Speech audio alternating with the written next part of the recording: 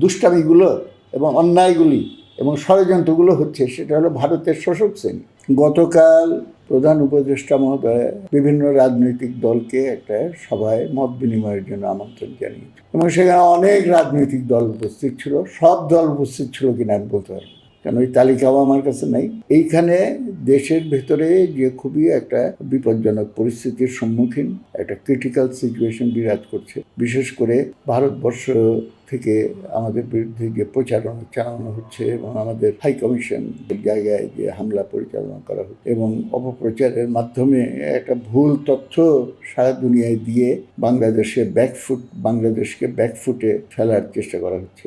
এই প্রসঙ্গে করণীয় কি সেটা নিয়ে আলোচনা, বিভিন্ন দল সেখানে তাদের অভিমতগুলো ব্যক্ত করেছে এবং দেশকে যে কোনো সংকটের হাত থেকে মুক্ত করার জন্য প্রত্যেকেই তার নিজের অবস্থান থেকে কথা বলেছে এবং অঙ্গীকার ব্যক্ত করেছে। এই যে একসঙ্গে এতগুলো দল বসে কথা বলতে পারলো, এইটাই কিন্তু একটা খুবই সিম্বলিক মূল্য বহন করে।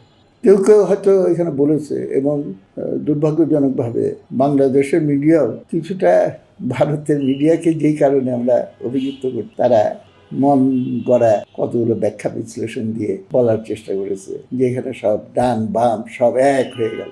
ডান বাম এক হওয়ার প্রশ্ন, তাহলে ডান আর বাম তো থাকে না, হয় ডানকে বাম হতে হবে না হয় বামকে ডান হতে হবে। তা আমি বামপন্থী হিসাবে, কমিউনিস্ট পার্টি হিসাবে পরিষ্কার বলতে চাই, আমাদের মার্ক্সবাদ, লেনিনবাদ এবং সাম্যবাদ সমাজতন্ত্রের লক্ষ্য এইগুলো থেকে বিন্দুমাত্র আমি বিচ্যুত হব না এবং শ্রমিক শ্রেণী, আমাদের দেশের শ্রমিক শ্রেণীর স্বার্থ রক্ষার জন্য যে বিপ্লবী লড়াই, সেটা আমরা স্বাধীন উদ্যোগে আমরা অগ্রসর করি।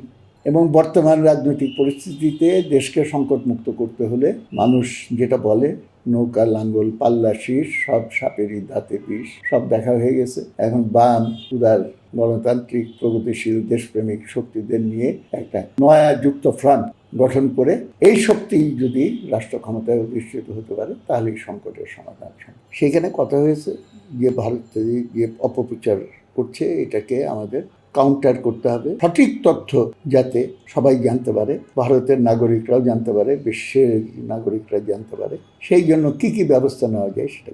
আর এই দেশের মানুষ অতি সম্প্রতি যে গণঅভ্যুত্থানে যেভাবে ঐক্যবদ্ধ হয়েছিল, সেই ঐক্যের শক্তি যে এখনো অটুট আছে সেইটা প্রদর্শন করতে হবে এবং সেটাকে অগ্রসর করে নিয়ে। দ্বিতীয় কথা হলো, ভারতের যে অপপ্রচার শুধু না, কতগুলো হামলা চালিয়ে একটা প্রভোকেশন দেওয়া হতো, পায়ে পা লাগিয়ে ঝগড়া করা, আমরা এই কার্যকলাপকে তীব্রভাবে নিন্দা করি। তৃতীয়ত, আমাদের খুব সতর্কতার সঙ্গে চলতে হবে। নতজানু হওয়াটাও হবে খুব দেশের জন্য ক্ষতিকর, আবার হঠকারী কিছু একটা করে ফেললাম এবং ওদের পাতানো ফাঁদে দিয়ে পড়ে ওদের প্রভোকেশনের শিকার হয়ে আমরা আরেকটা পরিস্থিতি নিয়ে, এটাও ঠিক হবে। এবং মনে রাখতে হবে নানা রকম ট্রিক্স আছে, সর্প হয়ে দংশন করে ওঝা হয়ে ঝাড়ে, এটা আমাদের দেশে প্রচলিত কথা। সুতরাং কি দেশে কে কোন কাজ করছে এটা খালি উপর ভাষাভাবে দেখলে হবে না, সুচিন্তিতভাবে করতে হবে। দ্বিতীয় আরেকটা কথা আমি বলেছি যে ভারতবর্ষ কোনো অখণ্ড সত্তা নয়। আমাদের দেশের মতো ভারতবর্ষেও একটা শোষক শ্রেণী আছে আর বেশিরভাগ মানুষ হলো শোষিত নাগরিক। যেই দুষ্টামিগুলো এবং অন্যায়গুলি এবং ষড়যন্ত্রগুলো হচ্ছে সেটা হলো ভারতের শোষক শ্রেণী। তার নেতৃত্ব দিচ্ছে ভারতের ধর্মান্ধ সাম্প্রদায়িক বিজেপি সরকার, RSS, এবং সেইখানকার যে বড় বড় পুঁজিপতি, আদানি ইত্যাদি ইত্যাদি।